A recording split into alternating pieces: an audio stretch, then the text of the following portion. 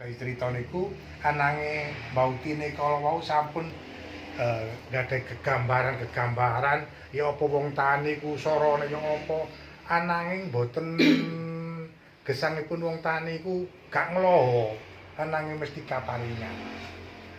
Kita sami nggih ngaten penderek-penderek Gusti wonten ing PD kita dados tiyang tani memberikan nyambut damel. Saumpama nggih kala wau nggih bojo kula kan gampane dadi wong tani kudu ngresiki ngobong, diobong terus ya kowak, ya brengkrah, ya saumpama wong tani iku wis meneng ae, wis tengok-tengok senjakep, wis tegare sapa anane lah. Nek udan ya napa? Gumutake. Lho, munting, wis jelas munting. Nggih menika kita penderek-penderek itu di wonten PD harus gumregah. Ya gimana caranya kita?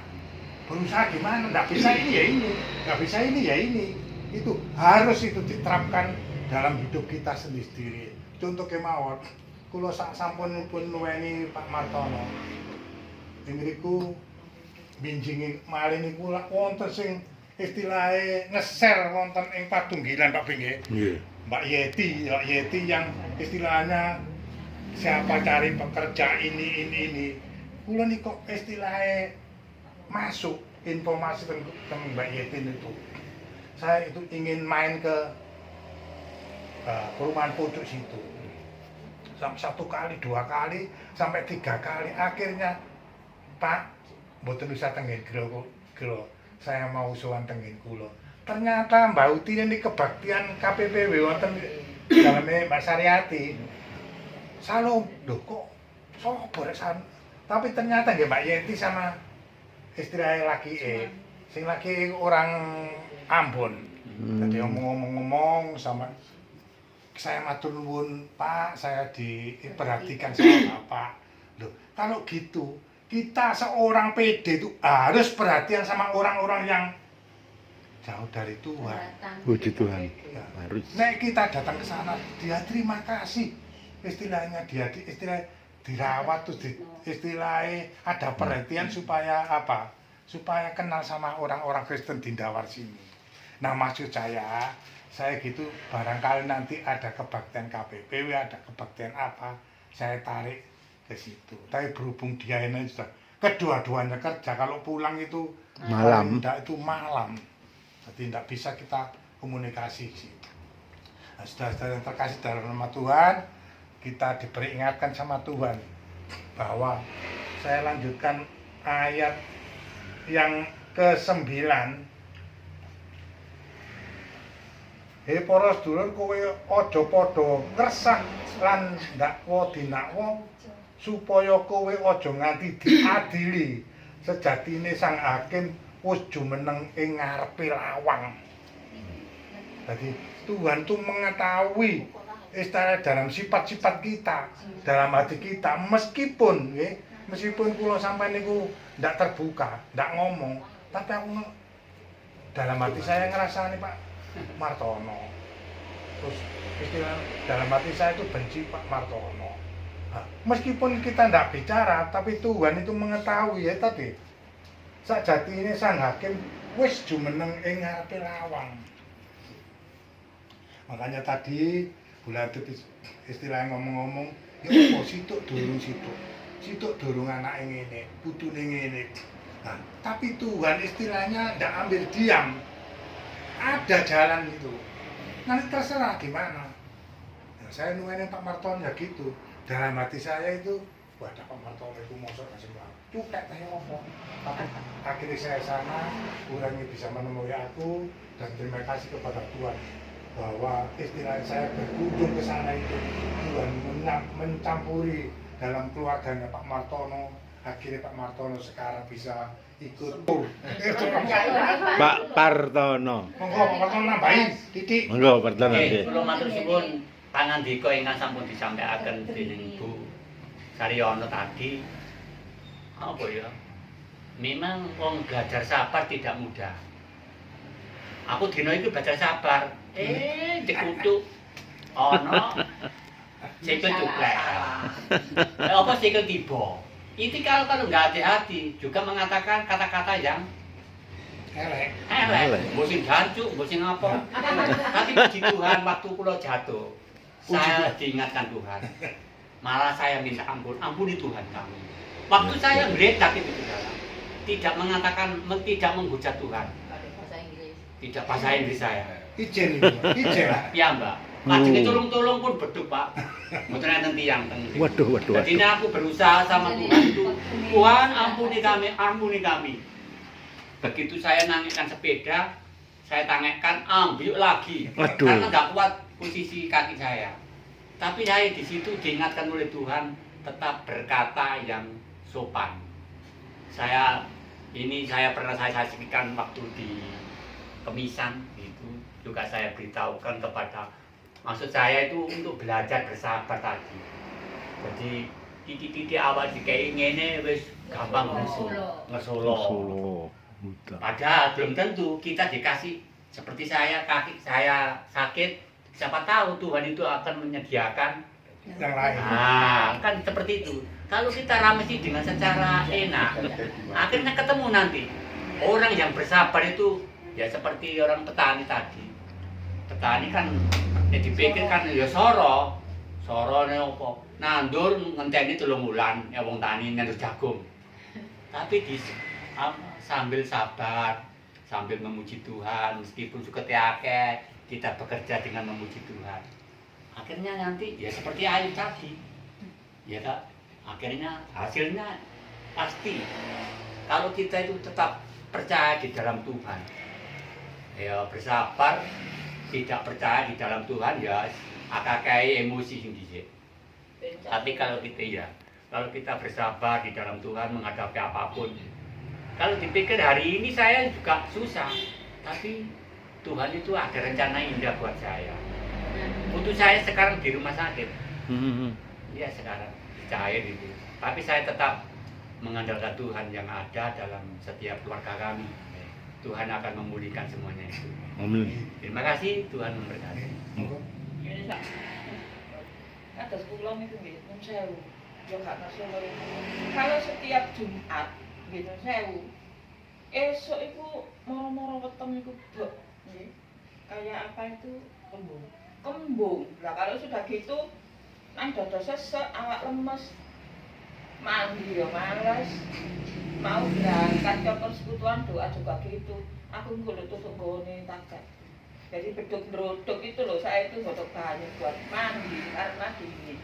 Saya sampai gini, iki lho yang nggodok saya tanpa delok saya sampai gini. Atur kok piye waktu gitu. Ya nopo iki? Dolan iki. Lah ora bermuda. Sak penjumat kaya iki di rumahnya Pak Per juga gitu. Aku belum budal. Awakku kok ngene gak budal kok kan ngoyo gitu loh. Wong direuk ngene kok aku juga budal. Nah ini tadi juga gitu. Jam 9:30 itu saya habis masak, langsung tidur, ndak mandi, ndak apa tidur, sak selutan. Terus bangun, anakku kok ngene. Saya itu masak nasi itu apa air untuk mandi. Lu beduk meruduk cek tuh ngene ke ana wong ngadus panas. Beduk-beduk ya beduk-beduk. Air sudah, nanti itu tak siram itu loh. Kok cek siap gitu. Siap itu kalau saya itu kadang saya siram air lalu rasanya itu siap lah itu wis kudu Kak. Nah, saya teruskan aja. Hadirin saya gini, katanya Pak Pri tadi itu nelpon saya sampai 12 kali. Jadi loh, jam 12 lebih 12 menit baru masuk. Entah apa ya, tidak ada sinyal atau gimana. Pak Pri kok gak tahu loh batin saya gitu. Saya sudah sampai di sini Pak Pri pakai helm. Bukan pada kalau apa? Oh dia kalau pun diberi di Pak Pri kalau kan. Itulah termasuk tadi itu apa rintangan, ya rintangan supaya kita itu tidak berapa. Ya batin saya begini. Ini kalau saya tanpa belok, apa saya tak berjumat itu awakku kok ini.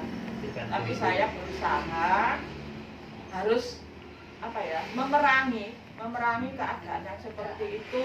Bagaimana caranya saya nanti harus nyampe di tempat tujuan saya dengan selamat. Mantul nuwun. Bapak Ibu dalam kehidupan kita memang harus sabar seperti petani. Dalam kehidupan kita pun lepas, pribadi kita pun sabar. Punya anak-anak, kadang anak-anak juga ada yang begini pola sekolah itu orang tua yang akhirnya yang jadi masalah kalau anak-anaknya ya tidak nurut. Saya hanya menyanyikan sebuah lagu. Engkaulah perisaiku saat badai hidup menerpaku, firman-Mu di dalamku menenangkan jiwaku, bukan berdiri di tengah badai dalam kekuatan yang Kau berikan. Sampai kapanpun ku bukan bertahan, karena Yesus selalu menopang hidupku.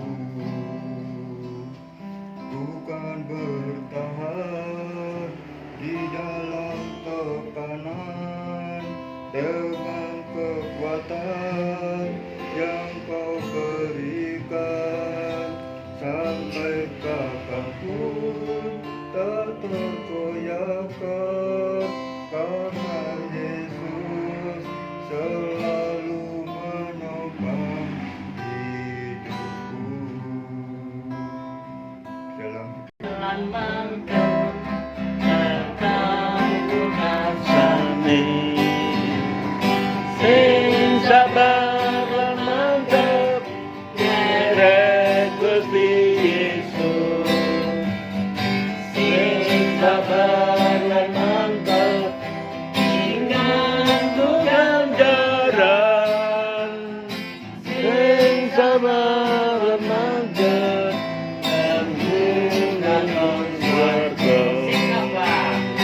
sing sabar lan mantep kanggo gasane, sing sabar lan mantep nyeret Gusti Yesus, sing sabar lan mantep kanggo ganjaran, sing sabar lan mantep kanggo sami nyone Gusti.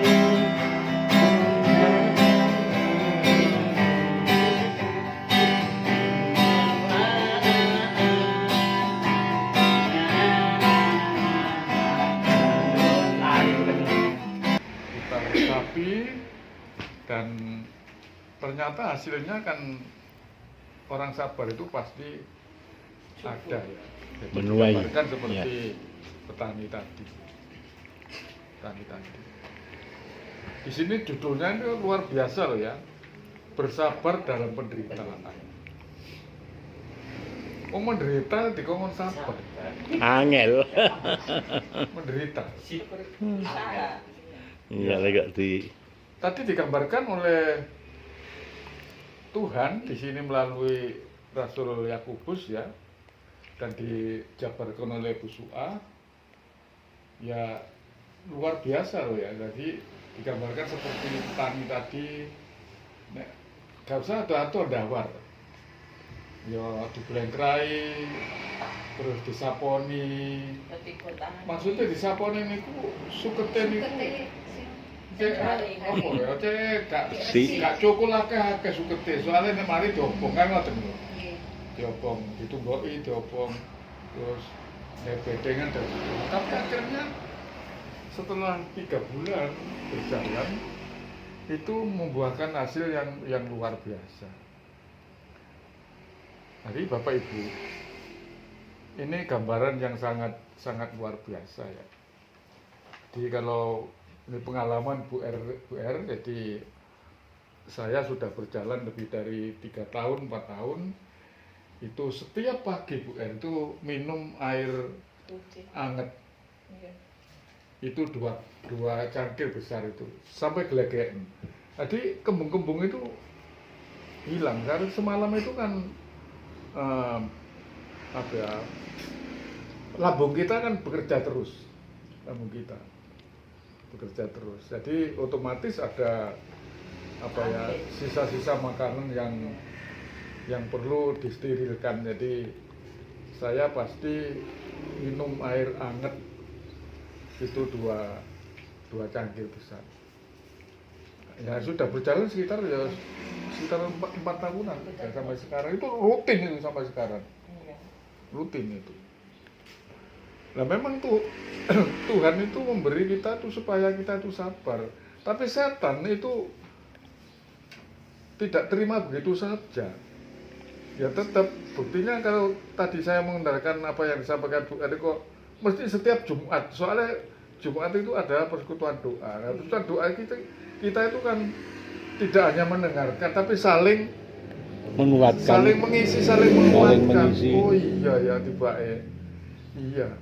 Ya seperti Pak Partono tadi kan jatuh. Mestinya itu tidak lewat di situ kan, sudah tahu kalau lewat di situ mesti sulit dah. Tapi diserang lewat situ ya Tuhan sudah tahu kalau tiba. Tapi Tuhan tidak begitu diam saja, dilepaskan dari kesulitan itu. Ini juga pernah terjadi yang luar biasa terhadap saya. Terhadap saya pada waktu itu, saya setiap jam 12 itu pasti kan keluar ya. Pasti sebelum doa keluar ke kamar mandi dan lain sebagainya. Soalnya ya kita pipis dulu dan lain sebagainya itu sampai sekarang. Tuhan itu sudah mengetahui kamu tiba gitu ini. Nah, mungkin sudah pernah saya sampaikan tapi ini untuk menguatkan saja. Tadi bunga itu saya punya bunga itu besar 2 itu gelombang cinta. Saya itu dulu mendapatkan bibit dari Tanggung Gunung sana, Trawas, dikasih Bu Lurah. Nah itu sudah bertahun-tahun Bu, udah besar, wah. Tidak pernah saya geser. Terus sore itu saya geseri. Minta geser, minta untuk menengah ini. 2. Nah, akhirnya setelah malam itu saya setelah kencing terus mau kembali ke kamar terus berdoa baca kitab suci. Loh saya kok lewat situ gitu. Melangkah ini kejelunguk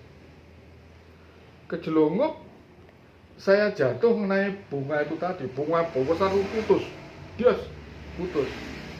terus putus, saya setelah itu terus tetap saya jatuh, kepala saya kena pojokannya tekel itu, bocor. Nah saya tuh bengok, aku tiba. Nah anak saya, Lea itu biasanya tidurnya kan juga di dalam, suaminya di depan, anaknya itu purik nangis, di tidurnya itu di luar. Jadi mendengar aku tiba, langsung ke belakang. Ini sudah bocor ini. Langsung malam itu dibawa ke puskesmas. Nah ini kan luar biasa kalau umpama gelombang cinta itu tidak saya geser, tidak tahu apa yang akan terjadi terhadap saya. Jadi Tuhan itu sudah tahu Pak Partono, kalau tiba niku. Kalau begini loh jangan tiba niku. Tapi Tuhan sudah mengatur sore bunga loh. Beberapa tahun mboten tahu kalau geser bunga niku, mboten tahu, tetep ngene lor tapi kalau geser. Sret, lurus kalau geser karo. Sesituk ketiban dayel pedot niku terus iki bocor niki. Lah ini loh Bapak Ibu jadi apa yang akan terjadi terhadap kita itu sudah tahu Tuhan itu. Tapi Tuhan itu tetap melindungi. Jadi tetap melindungi. Jadi kita itu tidak akan dibiarkan. Seperti di dalam ayat yang terakhir ini digambarkan seperti Ayub. Ayub itu luar biasa ya. Setelah gue itu suakit seperti itu, akhirnya Tuhan mengembalikan setelah Ayub apa? Ayub menyerah, mencabut perkataan-perkataan yang mengatakan saya tidak pernah salah di hadapan Tuhan, itu dicabut. Saya mencabut. Akhirnya Tuhan memberi kesembuhan. Dan di situ Ayub diberi gambaran. Saya tahu bahwa dari situ Ayub itu dari binatang yang pertama diciptakan oleh Tuhan itu adalah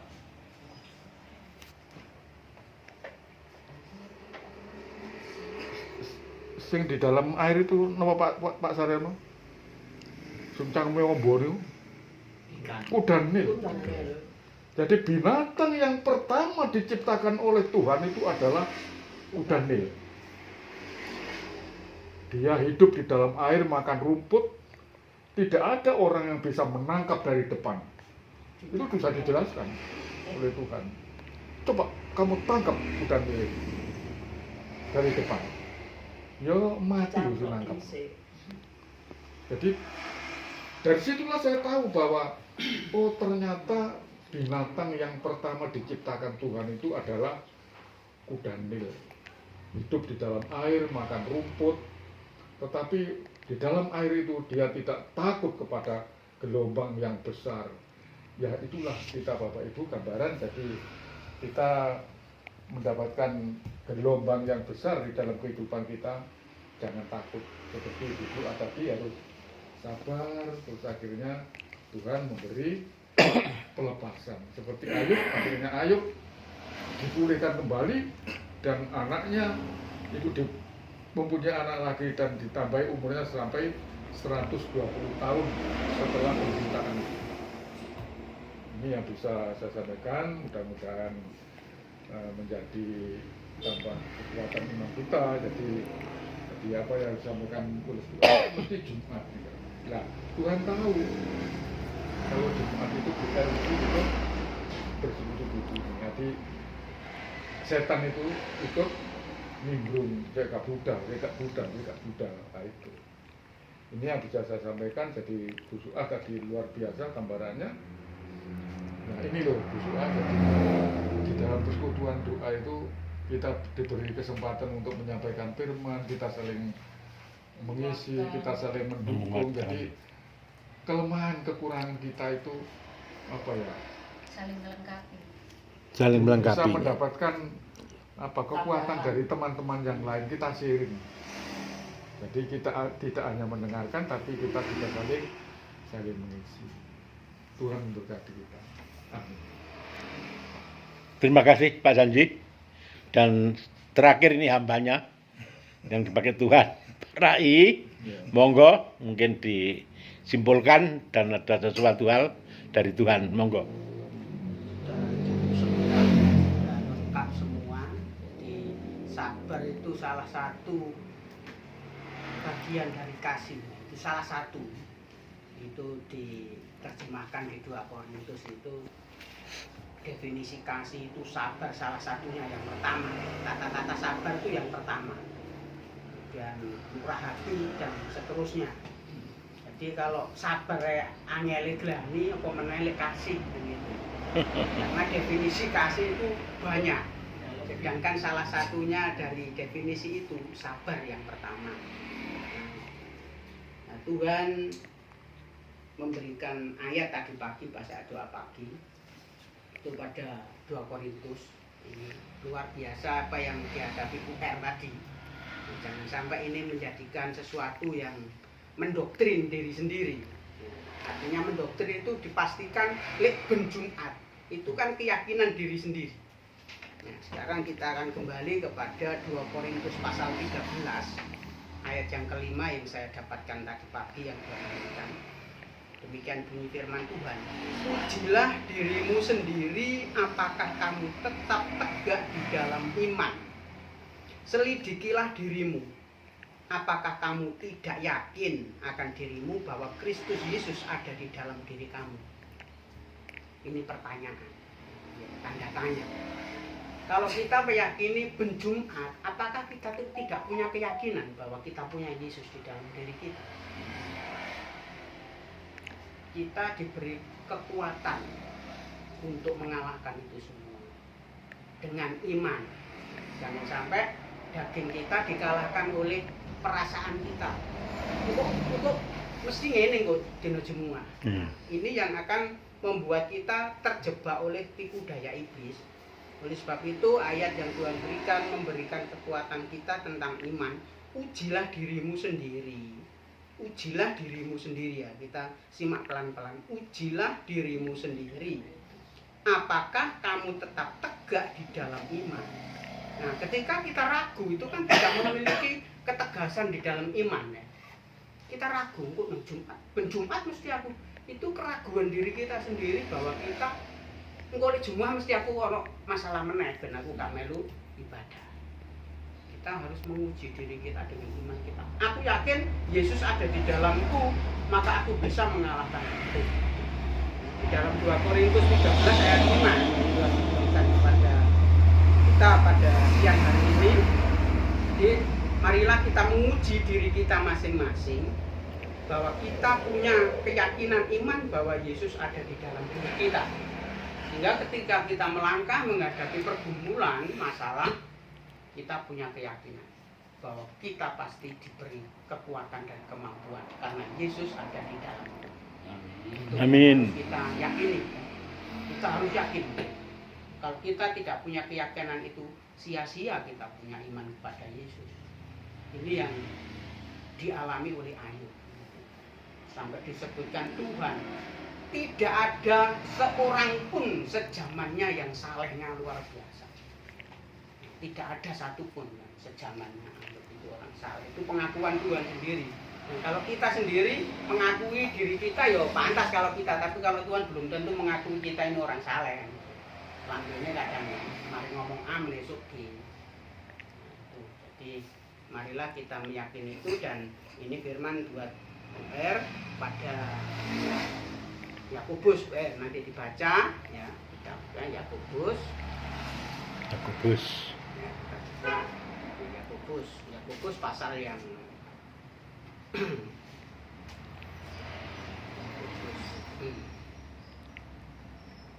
Yakobus pasal 4 ayat yang ke-7.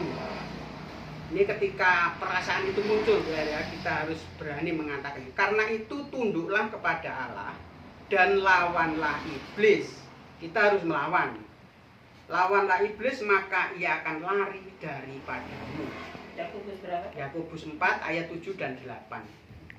Jadi ketika kita muncul hal-hal seperti itu kita harus berani melawan. Karena itu tunduklah kepada Allah dan lawanlah iblis maka ia akan lari daripadamu. Dan ayat 8, mendekatlah kepada Allah dan ia akan mendekat kepadamu. Lahirkanlah tanganmu, hai kamu orang-orang berdosa. Artinya berdosa itu sudah tidak mengimani Tuhan tadi yang bekerja. Kita salah. Itu bekal kita pada siang hari ini.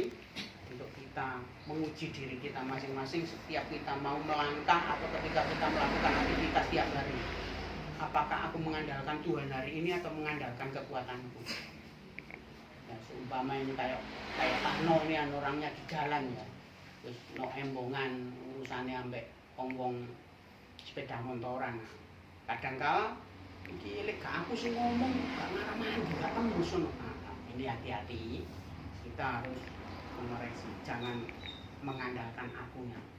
Tuhan di dalam kita. Kita diberi kesempatan untuk bisa ngutit uang itu karena Tuhan yang ada di dalam diri kita. Delok seperti Pak Ence yang dipakai Tuhan untuk menjadi sales itu ya.